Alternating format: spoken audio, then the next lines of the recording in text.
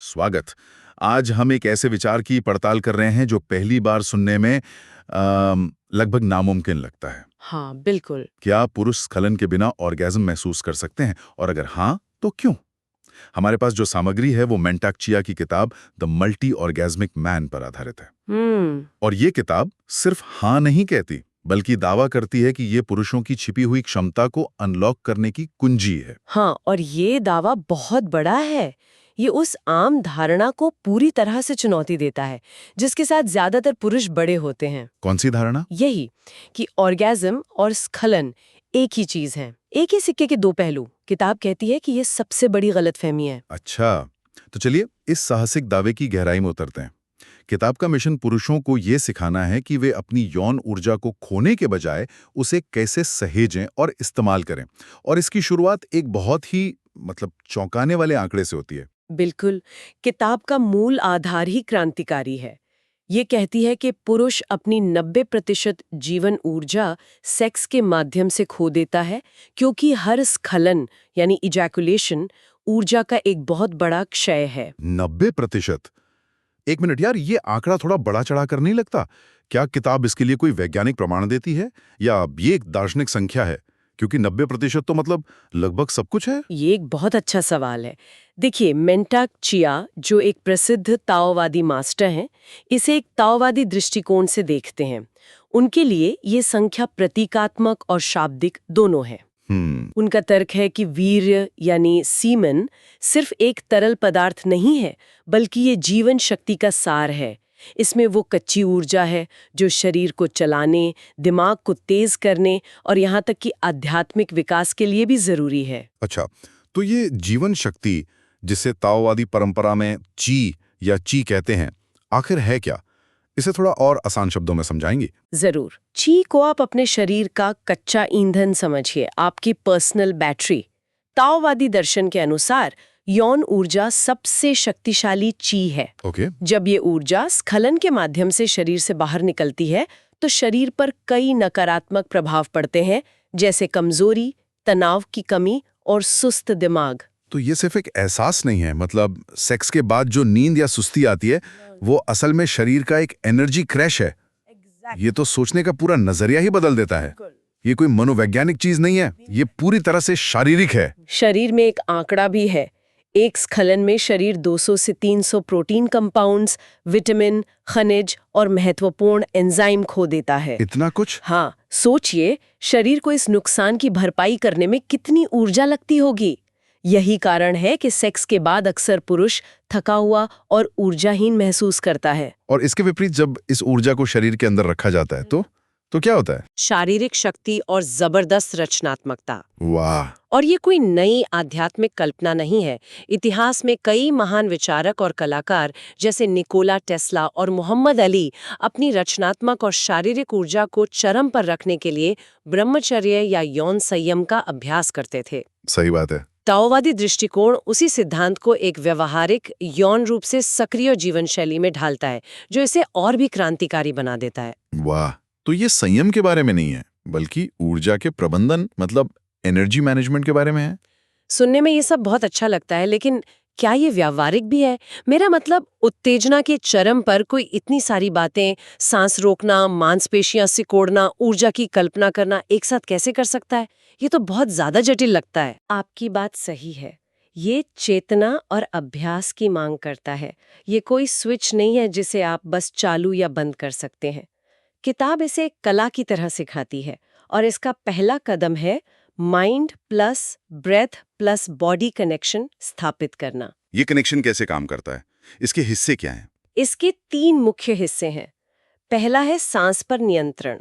जब उत्तेजना बढ़ती है तो सांस तेज और उथली हो जाती है ना? हाँ, बिल्कुल। और यही हमें क्लाइमेक्स की ओर धकेलती है। धीमी और गहरी सांस शरीर के नर्वस सिस्टम को शांत करती है और आपको नियंत्रण देती है। ओके। और दूसरा? दूसरा है रीढ़ की हड्डी को सीधा रखना। ताओवादी मानते हैं कि ची ऊर्जा रीढ़ की हड्डी के माध्यम से ऊपर की ओर बहती है। सीधी रीढ़ उस ऊर्जा के लिए एक हाईवे की तरह काम करती है। और तीसरा हिस्सा? तीसरा और सबसे महत्वपूर्ण हिस्सा है पेल्विक मसल्स के प्रति जागरूकता। क्योंकि यहीं पर ऑर्गेज्म और स्खलन के बीच का अंतर महसूस होता है। मेंटाक चिया इसे यान ध्यान यानी सेक्सुअल मेडिटेशन कहते हैं। ये सेक्स को एक अनियंत्रित प्रतिक्रिया से एक सचेत और जागरूक क्रिया में बदल देता है। आप बस बहने रहे होते, आप उस बहाव को दिशा दे रहे होते हैं। यौन ध्यान, ये विचार ही अपने आप में बहुत शक्तिशाली है। तो इस ध्यान में सबसे महत्वपूर्ण मांसपेशी कौन सी है? वो है पीसी मसल यानी प्यूबोकॉक्यूजियस मसल। किताब इसे पुरुष का सीक्रेट वेपन कहती है। Secret weapon? हाँ, ये वही मांसपेशी है जो पेशाब के प्रवाह को रोकती है और स्खलन को भी नियंत्रित करती है। ज्यादातर पुरुषों को तो इसके अस्तित्व के बारे में पता ही नहीं होता, या वे इसे कभी सचेत रूप से इस्तेमाल नहीं करते। अच्छा, तो ये पीसी मसल ही वो गेट है जिसे कंट्रोल करना सीखना है। और इसे मजबूत कैसे किया जा सकता है? हाँ बिल्कुल, इसे कीगल एक्सरसाइज से मजबूत किया जा सकता है। ये बहुत आसान है। दिन में कई बार उस मांसपेशी को सिकोड़ें और छोड़ें, जैसे आप पेशाब के प्रवाह को बीच में रोक रहे हों। ओके। किताब में कहा गया है, जैसे बॉडी बिल्डर अपनी बाइसेप्स बनाते हैं, वैसे ही एक मल्टी ऑर्गेज्मिक पुरुष अपनी नियंत्रण की मांसपेशी बनाता है। एक मजबूत पीसी मसल आपको क्लाइमैक्स को धीमा करने और स्खलन को रोकने की क्षमता देती है। ठीक है, तो सांस पर नियंत्रण, रीढ़ की हड्डी सीधी और एक मजबूत पीसी मसल, ये तो हुई तैयारी। और फिर आती है बिग ड्रॉ तकनीक। सुनने में ये सबसे शक्तिशाली लगती है, जैसे ये सारी शिक्षा का सार हो। हाँ, ये किताब की सबसे उन्नत और मुख्य तकनीक है। इसका सिद्धांत है कि जैसे ही उत्तेजना चरम पर पहुंचे और स्खलन होने वाला हो, जिसे पॉइंट ऑफ नो रिटर्न कहते हैं, हाँ, आप उस ऊर्जा को बाहर निकलने देने के बजाय उसे नीचे से ऊपर रीढ़ की हड्डी में खींच लेते हैं। ये सुनने में जितना आसान लगता है उतना है नहीं शायद। इस बिग ड्रॉ तकनीक को ऐसे समझिए जैसे आप एक फव्वारे के पानी को नीचे गिरने से ठीक पहले वापस ऊपर की ओर खींच रहे हैं। बहुत बढ़िया उपमा है। शुरुआत में ये मुश्किल लगता है, शायद थोड़ा पानी छलक भी जाए, लेकिन अभ्यास से आप उस प्रवाह को नियंत्रित करना सीख जाते हैं। एकदम सही कहा। और इसके चरण भी स्पष्ट है, लेकिन अभ्यास की जरूरत होती है। क्लाइमैक्स से ठीक पहले आपको एक गहरी सांस लेनी है, रीढ़ सीधी रखनी है, अपना ध्यान नाभि के ऊपर केंद्रित करना है और फिर पीसी मसल को जोर से सिकोड़कर कल्पना करनी है कि आप उस ऊर्जा को एक लहर की तरह अपनी रीढ़ की हड्डी से होते हुए सिर तक ऊपर खींच रहे हैं। बिल्कुल, ये एक मानसिक और शारीरिक क्रिया का शक्तिशाली संयोजन है। लेकिन इसका अनुभव कैसा होता है? क्या ये ऑर्गेज्म जैसा ही है या कुछ अलग? क्योंकि अगर स्खलन नहीं होता तो क्या आनंद भी कम नहीं हो जाता? ये एक आम सवाल है। किताब के अनुसार परिणाम ठीक उल्टा होता है।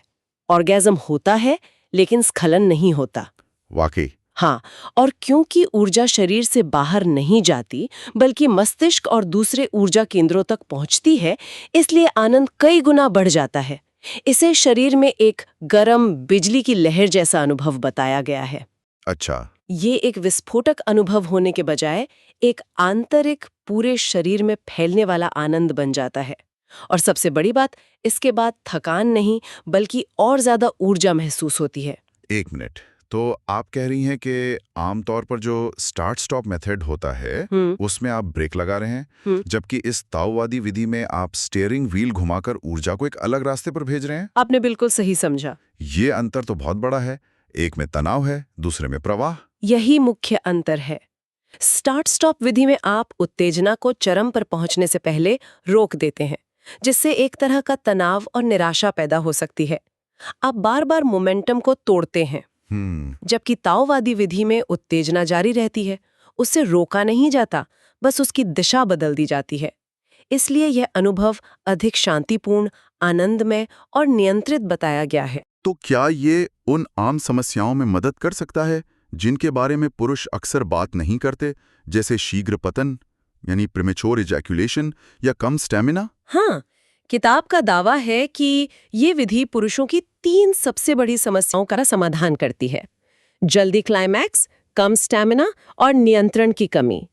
मेंटाक चिया का मानना है कि समस्या शरीर में नहीं बल्कि माइंड एनर्जी कनेक्शन में है। अच्छा।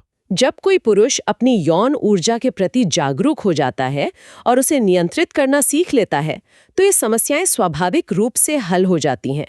नियंत्रण बाहर से थोपा नहीं जाता, वह भीतर से आता है।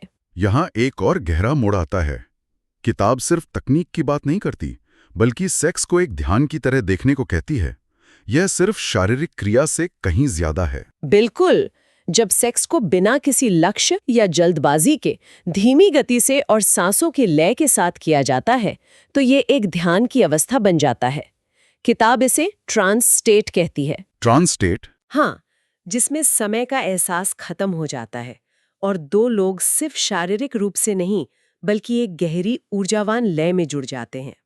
ये सेक्स को प्रदर्शन से हटाकर उपस्थिति यानी प्रेजेंस पर ले आता है। और इस बचाई हुई ऊर्जा का क्या होता है? क्या ये बस शरीर में जमा रहती है या इसका कुछ और इस्तेमाल होता है? ये विचार कि यौन ऊर्जा रचनात्मकता या महत्वाकांक्षा बन सकती है, ये बहुत गहरा है। और सबसे बड़ा विचार यही है, ताओहादी दर्शन के अनुसार ऊर्जा कभी नष्ट नहीं होती, वो सिर्फ अपना रूप बदलती है। ओके। जब कोई पुरुष स्खलन कम करता है तो उसकी बची हुई यौन ऊर्जा रचनात्मक ऊर्जा में बदल जाती है। ये बस गायब नहीं होती, ये रूपांतरित मतलब ट्रांसम्यूट होती है। और इसके परिणाम? इसके परिणाम बताए गए हैं तेज दिमाग, मजबूत याददाश्त, गहरी और अधिक प्रभावशाली आवाज, कम भय, उच्च महत्वाकांक्षा और नेतृत्व क्षमता में वृद्धि। ताओवाद में इसे कहते हैं योनि ऊर्जा को मस्तिष्क में ले जाओ और वह रचनात्मक ऊर्जा बन जाएगी। तो इस सब का क्या मतलब है? इन स्रोतों से जो बात सामने आती है वो ये है कि पुरुष की असली ताकत उसकी मांसपेशियों में नहीं बल्कि अपनी सबसे शक्तिशाली ऊर्जा को नियंत्रित करने की क्षमता में है। सही कहा। यह शक्ति को देखने का एक पूरी तरह से अलग दृष्टिकोण है। बिल्कुल। किताब के अनुसार जो पुरुष अपनी यौन शक्ति को नहीं संभालता वो जीवन भर अपनी ही ऊर्जा से नियंत्रित होता रहता है, जिससे चिंता और कमजोरी पैदा होती है। लेकिन वह पुरुष जो अपनी यौन ऊर्जा को समझता है, उसे नियंत्रित करता है और उसे शरीर के उच्च केंद्रों तक ले जाता है, वही मल्टी ऑर्गेज्मिक मैन बनता है, जिसमें शक्ति, आत्मविश्वास और नियंत्रण होता है और वह आनंद का अनुभव ऊर्जा खोए बिना बल्कि ऊर्जा प्राप्त करते हुए करता है। ये एक बहुत शक्तिशाली विचार है और यहाँ एक विचार छोड़ जाते हैं जिस पर मनन किया जा सकता है। बताइए। ये सारी सामग्री पुरुष के व्यक्तिगत अनुभव और शक्ति संचय पर केंद्रित है। ये एक महत्वपूर्ण सवाल खड़ा करता है, जब इस ऊर्जा का सचेत रूप से उपयोग एक साझा अंतरंग साझेदारी के संदर्भ में किया जाता है तो क्या होता है? अच्छा। जब एक के बजाय दो लोग इस ऊर्जा को प्रसारित कर रहे हों तो उस अनुभव और उसके परिणामों की प्रकृति कैसे बदल जाती है, ये सोचने वाली बात है।